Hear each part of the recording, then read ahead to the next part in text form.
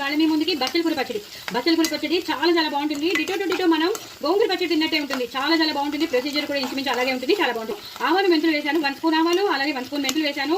అలాగే నువ్వులు ఎక్కువ వేసుకున్నాను, 3 to 4 స్పూన్స్ నువ్వులు వేసుకున్నాను. పచ్చిమిరపకాయలు ఎక్కువ వేసుకున్నాను, ఒక 10 to 12 పచ్చిమిరపకాయలు వేసుకున్నాను, 5 ఎండుమిరపకాయలు వేసుకున్నాను. అంతేనండి, ఇప్పటి వరకు వేసినవైతే అవే.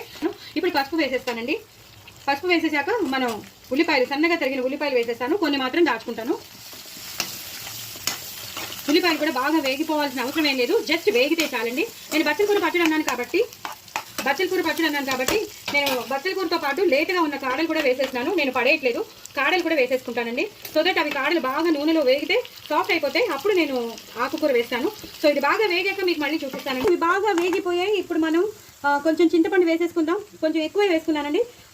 కొన్ని ఉల్లిపాయలు మాత్రం, పచ్చి ఉల్లిపాయలు అలాగే పచ్చి వెల్లుల్లిపాయలు సపరేట్గా పెట్టుకోండి, అవి లాస్ట్లో వేసుకుంటాం. సో కొంచెం కరివేపాకు, కొత్తిమీర అది కూడా ఇప్పుడే వేసేస్తున్నానండి. ఇంకా మళ్ళీ లాస్ట్లో వేయడం, గార్నిష్ అవేం అక్కర్లేదు. ఎందుకంటే ఇది గోంగూర పచ్చడిగా మారిపోతుంది. చంద్రముఖి మారినట్టు గోంగూర పచ్చడి కూడా మారిపోతుంది. కానీ చేసేది మాత్రం బచ్చల కూర పచ్చడి. సో బచ్చల కూర వేసేసుకోండి.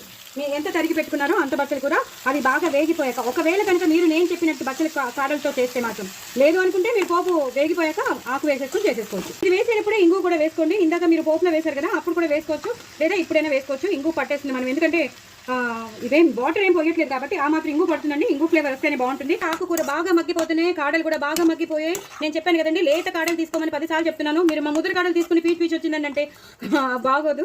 సో లేత కాడలు అయితే బాగా మంచిది కూడా, ప్లస్ లేత కాడల్ని పులుసులో కూడా వేసుకుంటూ ఉంటారు, అది మీకు అందరికీ తెలుసు. సో లేత కాడలు తీసుకుని చిన్న ముక్కలుగా కట్ చేసేసుకుని నేను ఇందాక చెప్పినట్టు బాగా వేగిపోయాక అప్పుడు ఆకుకూర వేసేసుకోండి. ఇప్పుడు తగినంత ఉప్పు, ఈ మాత్రం ఉప్పు పడుతుందండి. మనం చేసేది పచ్చడి కాబట్టి. అలాగే కారం బోల్డ్ అని పచ్చిమిరపకాయలు వేసుకున్నాం, వెల్లుల్లిపాయలు వేసుకున్నాం, అలాగే ఎండుమిరపకాయలు కూడా వేసుకున్నాం. అయినా సరే ఇది నేను వేస్తున్నాను, కారం పడుతుందండి. దీన్ని ఇప్పుడు బంద్ చేసేస్తాను, ఇంకా అవసరం లేదు. అన్నీ వేసేసాం, మనం చింతపండుతో సహా వేసేసాం. ఒకటేసారి గ్రైండ్ చేసేసుకోవడమే.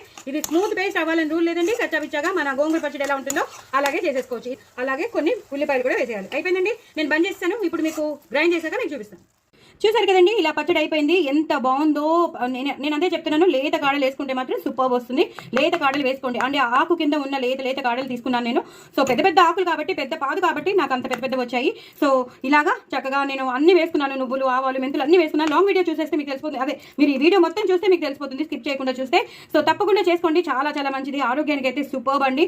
ఎనీమియా ఉన్న వాళ్ళు, హిమోగ్లోబిన్ తక్కువ ఉన్న వాళ్ళు, అలాగే మన గట్ ప్రాబ్లం బాగుండాలన్న ఇందులో ఉన్నదంతా ఫైబర్ అండి. సో యాంటీ ఆక్సిడెంట్స్, అలాగే విటమిన్ ఏ, ఇంకా చెప్పలేము, చాలా విటమిన్స్ ఉన్నాయి బచ్చలాకుల్లో. సో నేను బచ్చలాకు కాకుండా బచ్చల కాడలు కూడా వాడేశాను. సూపర్ అండి. ఇలా ఉల్లిపాయలతో గార్నిష్ చేసుకోండి. దీన్ని నేను మళ్ళీ కదపడం నాకు ఇష్టం లేక నేను కదపట్లేదు. సూపర్ అండి ఉంటుంది. సో డూ ట్రై ఇట్ అండి. నా ఛానల్ మాత్రం సబ్స్క్రైబ్ చేసుకోవడం అసలు మర్చిపోదు. బాయ్ అండి.